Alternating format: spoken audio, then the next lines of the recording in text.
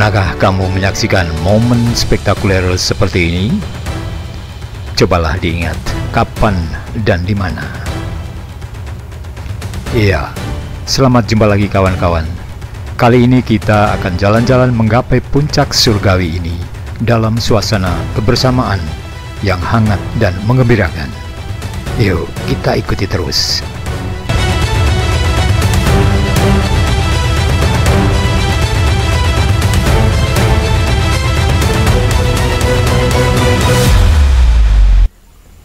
Berawal dari balik pintu rumah berbekal keril dan keyakinan, menyatukan tekad untuk menempuh perjalanan yang tidak sebentar, melaju bersama ke satu tujuan, meraih mimpi yang lama dipendam. Pagi hari kami ber-15 tiba di desa Patak Banteng, Kenjajar, Dieng, Wonosobo. Setelah turun dari kendaraan, kami berjalan menyusuri sebuah gang. Setelah kami berjalan sekitar 200 meter, tibalah kami di sebuah penginapan atau yang biasa disebut sebagai base camp.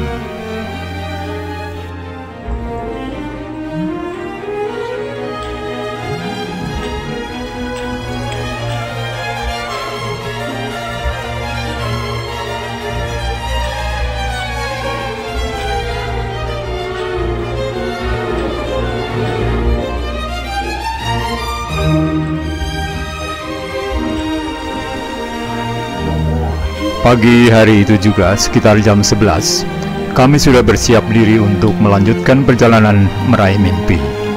Setelah selesai melakukan registrasi dan memperoleh tiket masuk, maka kami melanjutkan perjalanan menyusuri trek pendakian.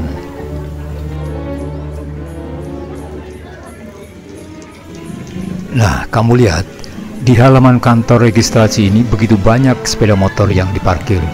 Ini menandakan bahwa pagi ini banyak sekali orang-orang yang akan melakukan petualangan bersama kami.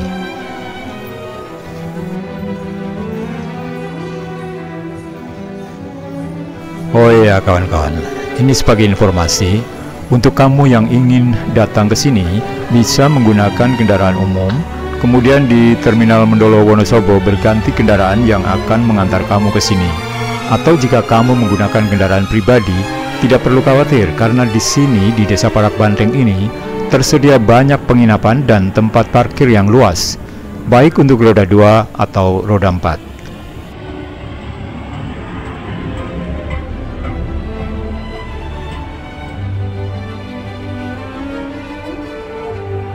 Sekarang kita kembali ke jalur pendakian, bahwa petualangan ini dimulai bukan dari kaki gunung, tapi dari gerbang rumah.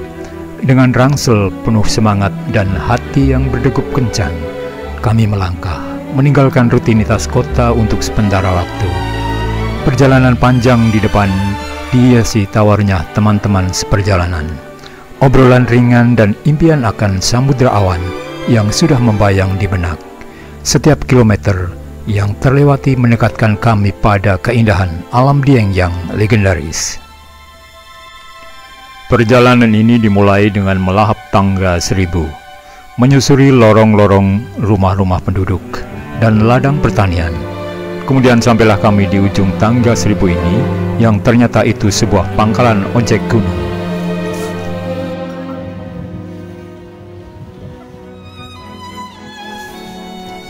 Beberapa teman tidak melewatkan kesempatan untuk memanfaatkan ojek yang dapat mengantar ke pos pertama pendakian.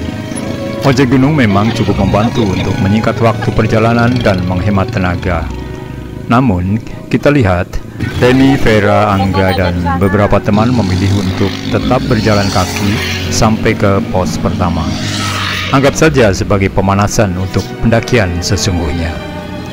Oh ya teman-teman, sebagai informasi, ongkos ojek gunung adalah sekitar 10-20 ribu rupiah untuk 5-10 menit perjalanan.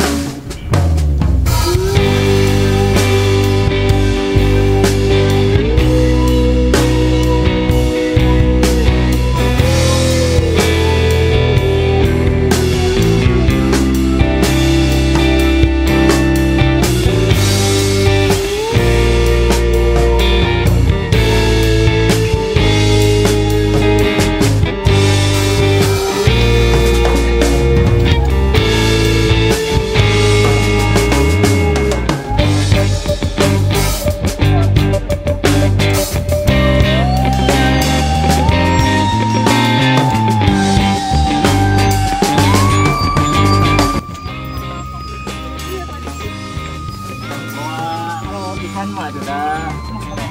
Kalau kita baru sampai pos 1, apa namanya? Sikut Dewo. Ternyata di pos itu langsung nanjak banget. Beneran. Lanjut boleh. Langit. Kita sangat kecil. Buah. Pertama dia Sekitar 20 menit kami sampai di sebuah tikungan tajam dan nanjak. Ternyata disinilah terminal terakhir ojek gunung. Di bagian atas tikungan ini terdapat bangunan sebagai pos perhentian, dan inilah pos 1 Sikut Dewo. Diberi nama demikian karena letaknya di ujung tikungan yang begitu tajam membentuk menyerupai siku tangan yang ditekuk atau dilipat. Sedangkan Dewo adalah dewa.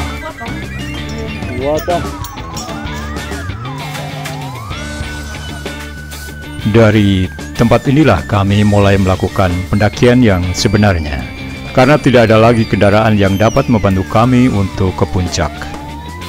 Suhu udara cukup sejuk, memberikan pertanda bahwa petualangan sesungguhnya akan segera dimulai.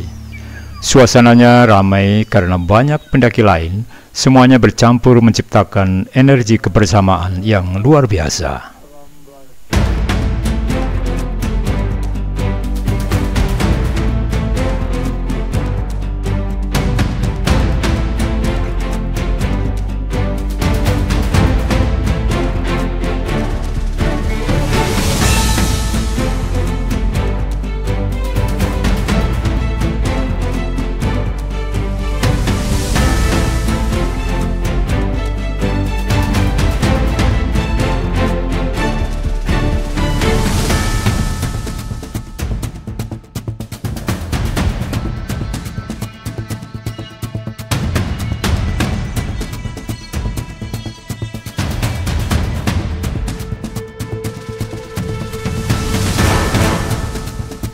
Menaiki tangga-tangga bebatuan yang melelahkan membuat Santi hilang selera untuk terus melangkah. Wajahnya lesu dan pandangannya tersesat di ujung sepatunya. Namun tekadnya yang kuat terus mendorongnya untuk tetap melangkah.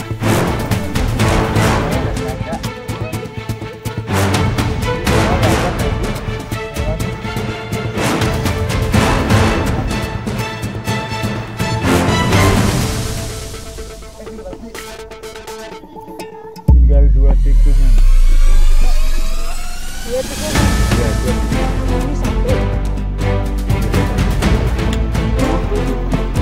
naik turun.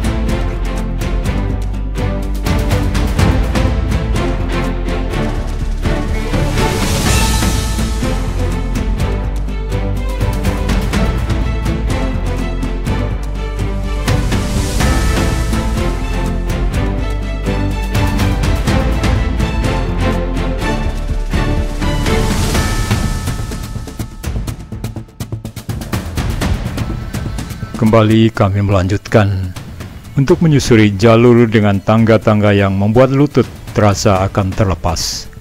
Kami menyusuri trek yang mengarah menembus ke lorong-lorong bangunan warung-warung makanan.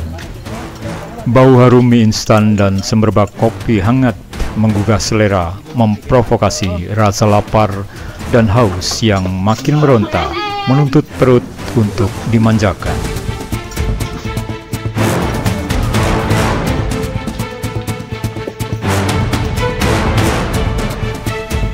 Suhu udara terasa semakin hangat, sementara trek semakin menanjak. Namun, kami tak ingin berhenti sampai di sini. Perlahan tapi pasti, akhirnya satu persatu kami muncul dari lorong untuk menggapai gerbang ikonik jalur Padak Banteng. Dan inilah pos kedua Canggal Walangan pada ketinggian 2225 mdpl. Sejenak kemudian kami sambil bercanda melampiaskan kesempatan untuk berfoto dengan latar belakang gerbang ikonik jalur Padak Banteng ini. Suasana semakin ramai dengan banyak pendaki-pendaki yang menyusul tiba di pos kedua ini, membuat suasana begitu riuh dan saling berebut untuk mengabadikan kenangan di pos kedua ini. Kami satu persatu berjalan memasuki gerbang ikonik jalur Padak Banteng ini. Dan kemudian kami dihadapkan pada sebuah keadaan di mana kami harus bisa mengambil sebuah keputusan yang akan menentukan langkah kami selanjutnya. Keadaan yang kami hadapi adalah adanya jalur pendakian yang bercabang kiri dan kanan. Nah, disinilah masing-masing dari kami harus bisa dan berani membuat keputusan sulit tapi penting. Sesulit membuat keputusan untuk menentukan teman hidup demi kesuksesan sebuah perjalanan. Akhirnya kami mengambil keputusan 50-50.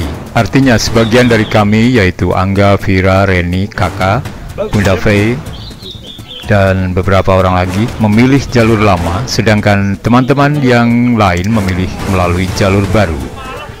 Nah, keputusan siapa yang benar akan ditentukan di akhir perjalanan nanti. Sinya kita bang.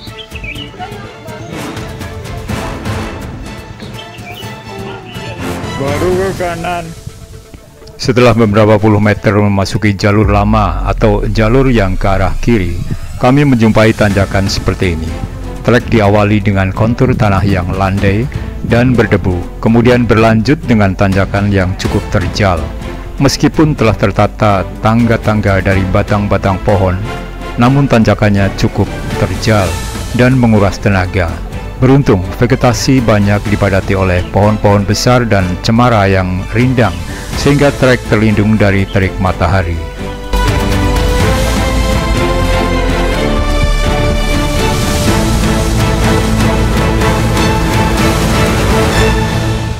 Tuh.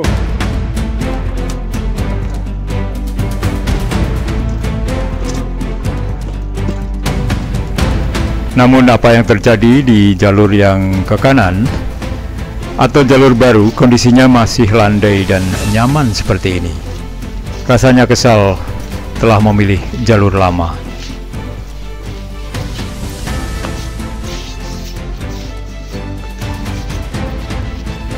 Nah, kembali ke jalur lama. Setelah kami berhasil melintasi trek dengan tangga-tangga, terdapat sedikit area untuk istirahat dan menarik nafas. Namun, trek selanjutnya semakin brutal dan sangat menguras keringat seperti ini.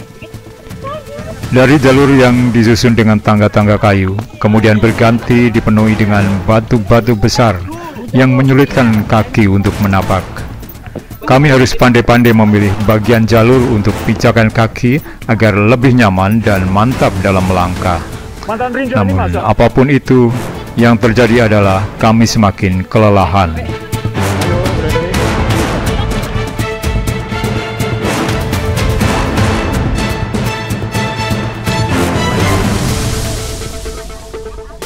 Namun bagaimana dengan jalur baru? Ternyata beginilah kondisi selanjutnya di jalur baru. Masih landai, masih nyaman, langkah pun masih santai dan tenaga belum banyak terkuras. Bahkan masih bisa berjoget dan bernyanyi-nyanyi. Meskipun jalurnya lebih panjang dan melingkar, namun minus tanjakan yang menguras tenaga dan keringat. Kembali ke jalur lama. Setelah melibas tanjakan berbatu, kami mendapatkan area dengan bangku-bangku yang cukup nyaman untuk sekedar beristirahat.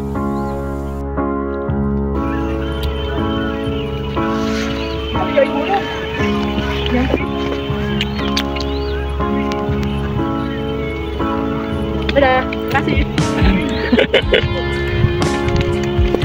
Jauh banget. Gimana? Udah pergi. Udah pergi. Tungguin.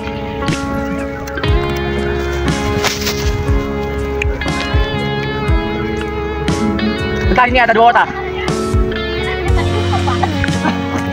Bentar bos, bentar pak. Misi dulu teh. Awas dulu. Pak. Ih, dari tungguin.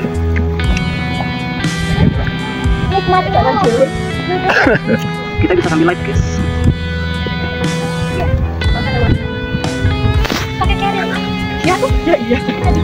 Sementara di jalur baru situasinya seperti ini.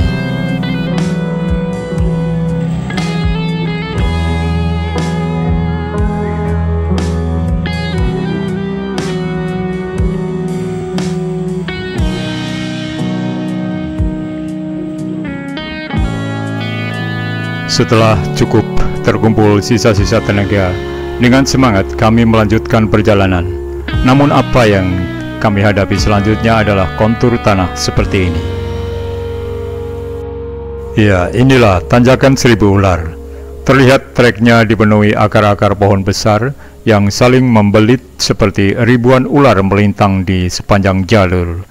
Kondisi seperti ini memberikan kesulitan yang lebih besar dari trek sebelumnya. Namun dendam dan gumpalan semangat kami untuk menggapai puncak menjadikan kami semakin keras untuk terus mendaki.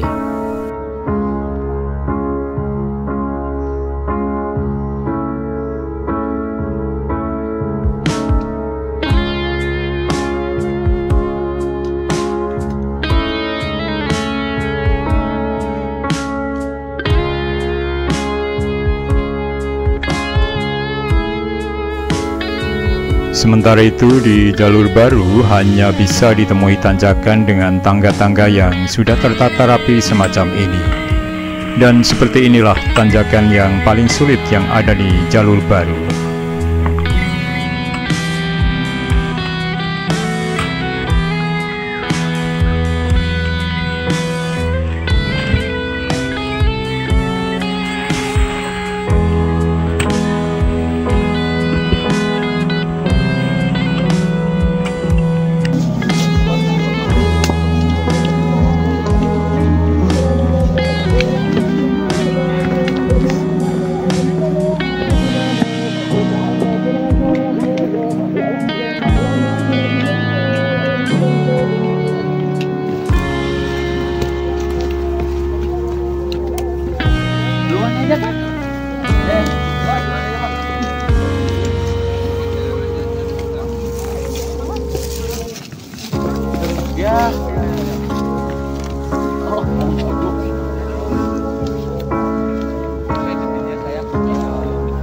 Masuk bro. Aku masuk bro. Erani itu masuk bro.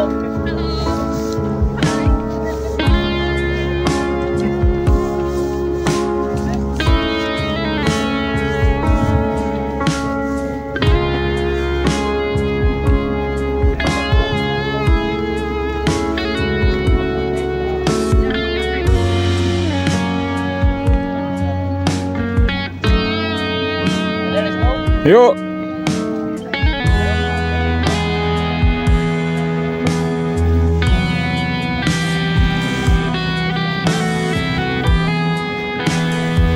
Kembali ke jalur lama setelah melibas tanjakan 1000 ular.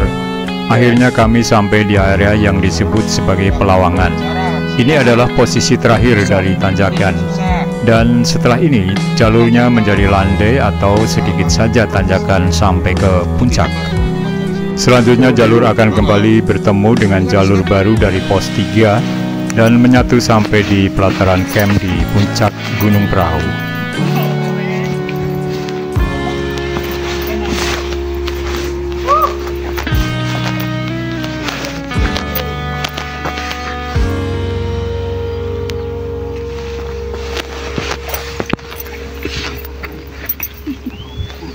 Pos 3 atau pos Padang Ilalang di jalur baru kondisinya lebih lega karena berupa sabana ilalang yang terbuka dan cukup indah untuk mengabadikan perjalanan yang berkesan ini. Dari pos 3 ini hanya berjarak 670 meter sampai ke puncak dan bertemu dengan jalur pendakian dari jalur lama. Selanjutnya di area kamp Patak Pandeng ini kami menggelar tenda untuk bermalam dan recovery, serta memasak untuk makan malam, kemudian melanjutkan berkelakar dalam kehangatan pada kondisi suhu udara puncak perahu yang semakin dingin dan membeku. Setelah dihitung-hitung, total waktu perjalanan kami dari base camp sampai di puncak ini sekitar 5 jam. Jadi bisa kamu bayangkan bahwa perjalanan ini tidak terlalu lama dan melelahkan, bahkan bagi pendaki pemula sekalipun. Yang terpenting adalah kamu harus bisa memilih jalur yang tepat, yang disesuaikan dengan kondisi dan kemampuan dalam mendaki. Kawan-kawan, setelah melihat perbandingan jalur yang kami lewati, maka kamu bisa menyimpulkan bahwa untuk pendaki pemula lebih bijaksana untuk memilih melalui jalur baru, karena meskipun lebih panjang, sedikit ditemui tanjakan yang terjal dan sulit seperti di jalur lama. Cewek semua.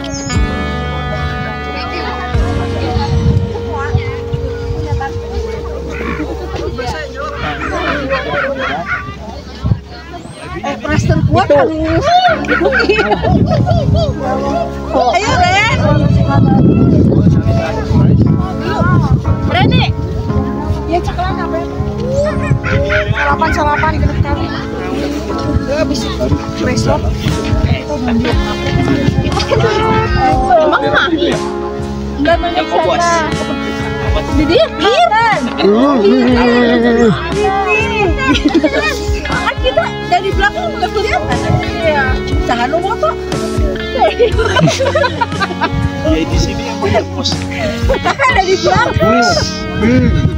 Oh. Nomor di tengah. Ada di tengah pada.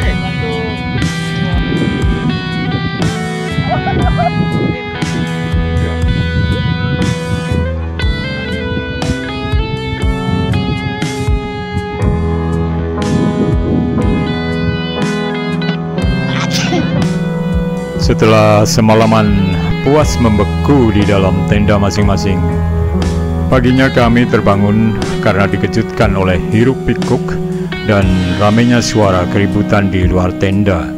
Apa yang terjadi, saudara-saudara? Nah, tiba-tiba sudah banyak orang-orang yang datang berebut tempat untuk berada atau mendapat posisi yang terdepan. Mereka seperti sedang menonton sebuah pertunjukan, atau mungkin sedang melihat konser musik. Tetapi tempat ini bukan di sebuah gedung atau lapangan yang luas untuk tempat pertunjukan musik atau orasi partai politik.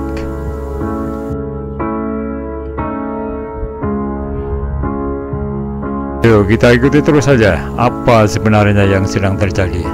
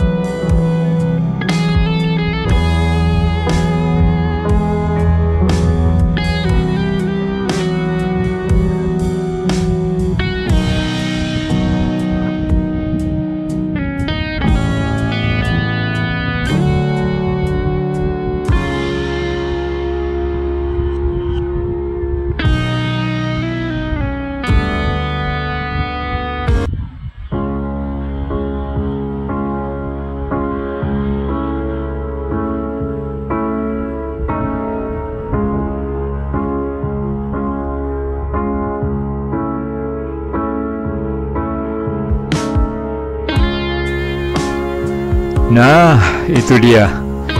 Di ufuk timur nampak keindahan magis yang langka dan sulit didapatkan kecuali di tempat ini.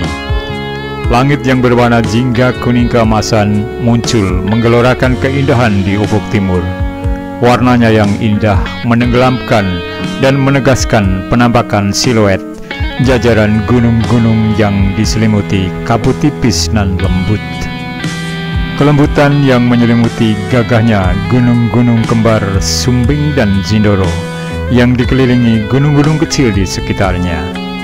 Sementara itu di kejauhan nampak pula pucuk Gunung Merbabu dan Merapi. Suasana pagi ini mengundang semarak yang syahdu menciptakan keindahan dalam kehangatan yang menghapus kebekuan.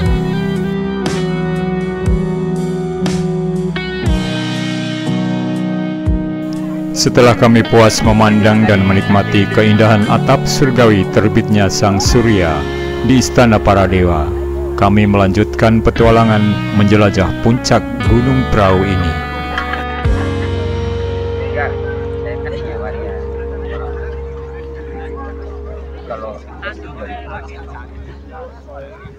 Jangan ditekan lama-lama.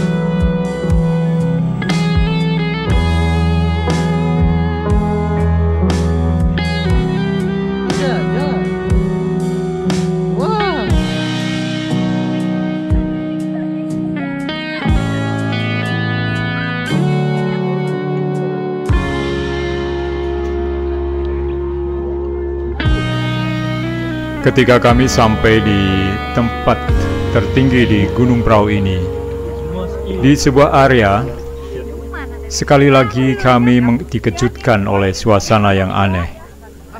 Mengapa di sini banyak orang yang sedang berbaris di puncak gunung seperti ini?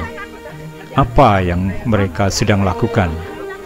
Apakah mereka sedang mengantri jatah sembako atau mengantri makan gratis bergizi? Atau mengantri tiket masuk sebuah konser musik, atau mungkin mengantri panggilan wawancara pekerjaan? Foto. Oke. Udah masuk aja terbeli di sini. Yang penting ada platnya. Udah punya punya. Ada pun mau. Buru, Pade. Minta fotoin. Di sini dulu kan. Ini mana udah gak ada. Mana? Kami.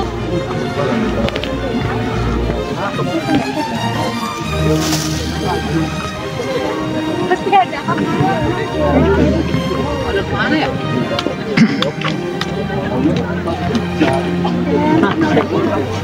Nah, ternyata bukan. Yang terjadi adalah mereka sedang mengantri untuk mendapat kesempatan berfoto di depan plakat. Aneh ya? Datang jauh-jauh dan susah serta mahal, tapi hanya untuk berburu sebuah foto atau selfie di depan plakat Gunung Prau. Ya, inilah fenomena kekinian di zaman media sosial. Apapun akan dilakukan demi sebuah validasi status. Ini Pak ke puncak. Antri. Alif kemana? Gak tahu. Loh, yang lain nggak bisa dibawa.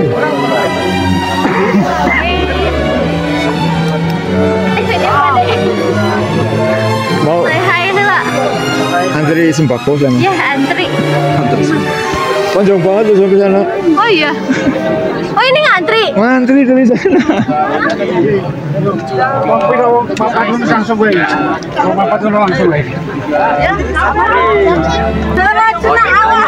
Jadi hati.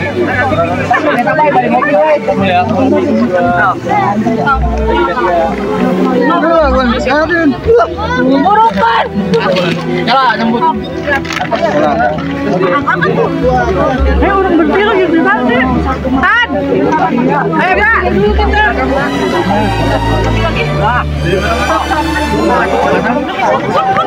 05, 010.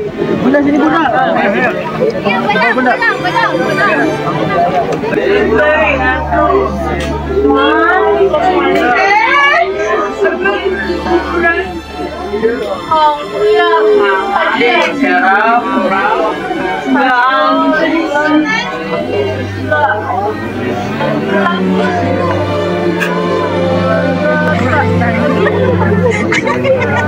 Udah antri. Panas lagi. Ayo tapi ya. Nanti. Pade. Luar anjir. Tan. Kita sekarang banyak masuk vlog Pade. Pade saya belum masuk vlog. Kemarin kita bareng Pade. Tuh 2, 3. Lagi? 2, 3. Lagi. 2, 3. Lagi? Dah kepanasan. Ini siapa? Jadi nggak Tapi aku antri. dibawa Alif. Udah dong. Ngantri. Harus ini aja. Tinggal lah. Saja. Oh. Iya mama. Kemarin. Hai mana? Cici mah kelihatan. Mending di sini duduk santai, kopi. Gak usah terlalu ini. Mana si Alif? Bunda Pia ketemu anaknya di sini. Itu namanya sama Pia. Pia kuadrat.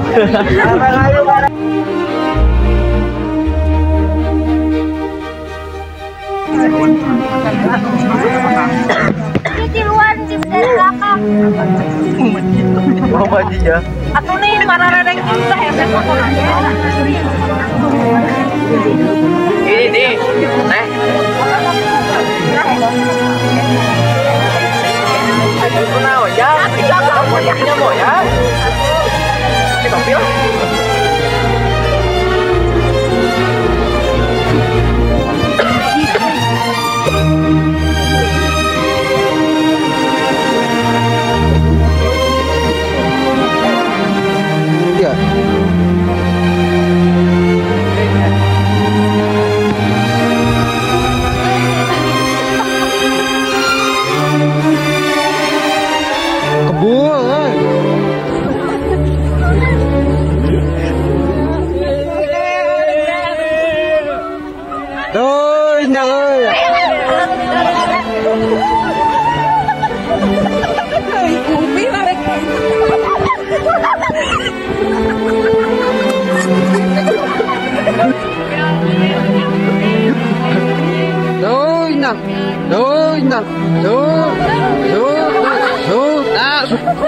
Kawan-kawan, hari ini kami sangat puas menjalani petualangan yang mendebarkan dan meninggalkan kesan yang begitu dalam.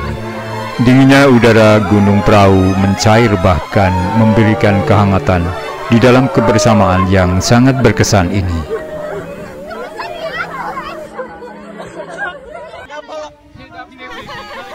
Terima kasih telah menonton dan terima kasih juga untuk atensinya, telah memberikan like dan subscribe yang sangat berharga bagi kami. Sampai jumpa lagi pada petualangan yang lain. Kami tidak akan pernah lupa dengan pendakian magis ini, terdampar dan tersesat di puncak Samudra Awan. Rasanya setiap langkah adalah anugerah.